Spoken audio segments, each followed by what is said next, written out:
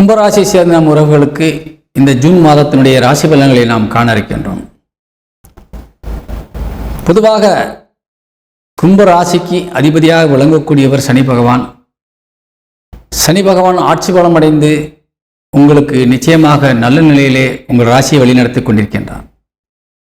அதே நேரத்தில் உங்கள் தனஸ்தானாதிபதி மற்றும் லாபஸ்தானாதிபதியாக விளங்கக்கூடியவர் குரு பகவான்.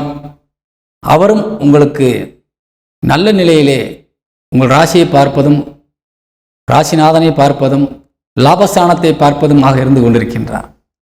நீங்கள் என்ன வேண்டுமோ கேட்டு பெற்று மனநிறைவோடு வாழ்வதற்கு என்ன தேவையோ அனைத்தையும் தருவதற்கு தயாராக குருவினுடைய அனுக்கிரக பார்வை இருந்து கொண்டிருக்கின்றது.